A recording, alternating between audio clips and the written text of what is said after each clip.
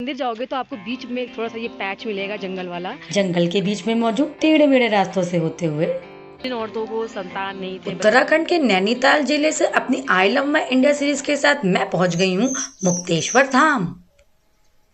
नमस्ते ट्रैवलर्स, मैं एक बार फिर आपके सामने लेके आई हूँ अपना एक नया ब्लॉग। और आज मैं आई हूँ मुक्तेश्वर महादेव धाम पे। जी हाँ, अगर आपने मेरा पिछला ब्लॉग देखा होगा तो उसमें मैंने कैची धाम की यात्रा की थी और मेरा वो ब्लॉग वहीं पे एंड हो गया था। अब ये ब्लॉग उसकी मेरी आगे की जर्नी दिखा रहा है, जहाँ मैं आई हूँ मुक्तेश्वर महादेव धाम पर। और ये वहाँ से आई गेस 2-2.5 घंटे की दूरी पे 50 किलोमीटर डिस्टेंस, 50 किलोमीटर की डिस्टेंस है कैची धाम से। 2 से 2.5 किलोमीटर का घंटे का टाइम लगता है। एंड अब हम लोग यहाँ मंदिर के सामने पहुँच गए हैं। यहाँ से कुछ सीढ़ियाँ हैं जिस पे चढ़ करके ऊपर जाना है मंदिर परिसर तक पहुँचने के लिए। सीढ़ियों के अलावा आप पगडंडी वाले रास्ते से भी ऊपर मंदिर तक जा सकते हैं। वैसे तो गाइड की बहुत ज़्यादा ज़रूरत नहीं है, लेकिन अगर आपको इन्फॉर्मेशन कलेक्ट करने का शौक है मेरी तरह, तो आप एक गाइड ज़रूर हायर कर लीजिएगा जो आपसे 300 से 500 रुपये का चार्ज लेगा और पूरा रास्ता आपको सारी बातें एक्सप्लेन करते हुए लेके जाएगा। मेरे रास्ते में सबसे पहले पड़ा शेषनाग पहाड़। कहते हैं कि ये पहाड़ ऐसे मिनरल से बना हुआ है जो धूप पड़ने पर गोल्डन कलर का शाइन करता है और इस पे कोई भी एल्गी यानी कि काई नहीं जमती है। रास्ते में पड़ने वाले ब्यूटीफुल सीन्स को रुक करके देखने से मैं खुद को रोक नहीं पाई। आगे बढ़ने पर मुझे मिला चौली की जाली, जिसे चौथी की जाली भी कहा जाता है। हिंदू पौराणिक कथाओं के अनुसार इस स्थान पर देवी और दानव के बीच भयंकर युद्ध हुआ था। यहाँ एक हाथी की सूंड, एक ढाल और तलवार की अनिश्चित रूपरेखा है जो युद्ध का प्रमाण है। ऐसा कहा जाता है कि भगवान शिव को प्रसन्न करने के लिए देवी पार्वती की तपस्या के दौरान उनके आभूषणों के निशान चट्टानों पर बने हुए हैं। हम लोग आ गए हैं फेमस चोली की जाली में। आपने उस फेस्टिवल के बारे में तो ज़रूर सुना होगा जो यहाँ पे होता था। जिन औरतों को संतान नहीं थे, बच्चे नहीं होते हैं, वो लोग इस फेस्टिवल में वो चोली की जाली में एक हार्ट शेप का छेद है, उसके थ्रू, उसके आर पार वो लोग जाती थी पुत्र बच्चे की पाने की कामना करते हुए। अब तो ये फेस्टिवल बंद हो गया है, बट ये एक फेमस टूरिस्ट स्पॉट है। तो आप जब मुक्तेश्वर धाम आए तो यहाँ पे आप ज़रूर एक बार आइए। चोली की जाली के पास ही रैपलिंग और जिप लाइनिंग भी होती है। अगर आप एडवेंचर के शौकीन हैं तो आप वहाँ भी अपना टाइम स्पेंड कर सकते हैं।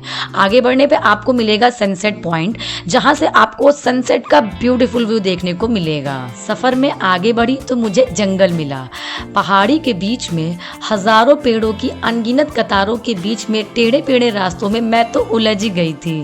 फिर भोलेनाथ का नाम लेकर और अपने गाइड के बताए हुए रास्ते पे मैं धीरे धीरे आगे बढ़ने लगी।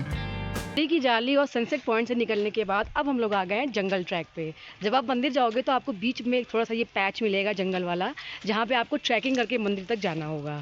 तो अभी हम लोग धीरे धीरे ट्रैकिंग करके मंदिर की तरफ जा रहे हैं और सनसेट हो रहा है, हवा ठंडी ठंडी चल रही है, व्यू भी बहुत अमेजिंग है, बहुत अच्छा है। यहाँ से आगे बढ़ने पर आपको मंदिर दिख जाएगा। अगर आप सही समय पर पहुँचे तो आपको भोलेनाथ की आरती भी अटेंड करने को मिल जाएगी।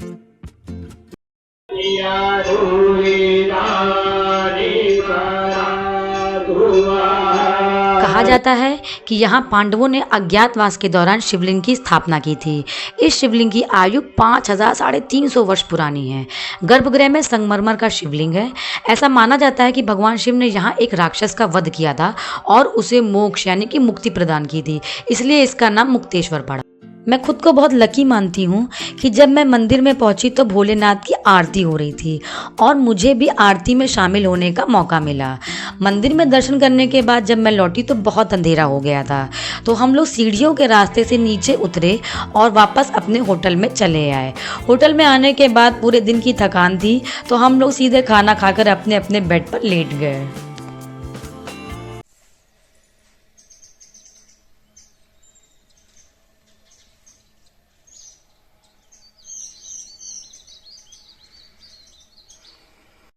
दूसरे दिन की मॉर्निंग इतनी अच्छी होगी ये मैंने कभी इमेजिन भी नहीं किया था।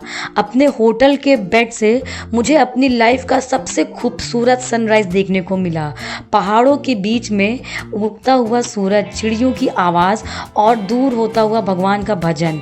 इससे अच्छी सनराइज़, इससे अच्छी मॉर्निंग तो मैं कभी सोच भी नहीं सकती हूँ। मेरी मुक्तेश्वर की जर्नी तो यहीं पर ख़त्म हुई, लेकिन मेरे आगे का सफ़र और भी रोमांचक और सुहाना है, जिसे आप देखना बिल्कुल भी मिस मत करिएगा। अगर मेरा ब्लॉग अच्छा लगा हो तो लाइक करिएगा, चैनल को सब्सक्राइब करिएगा। बाय। महादेव की लिंग रूप में, लिंग स्वरूप में पूजा यहीं से प्रारंभ। भारत में जितने भी ज्योतिर्लिंग हैं उनका उद्गम स्थल 122 124 मंदिर हैं। तो बादल बनते हुए दिख रहे थे और मौसम भी बहुत ठंडा हो गया।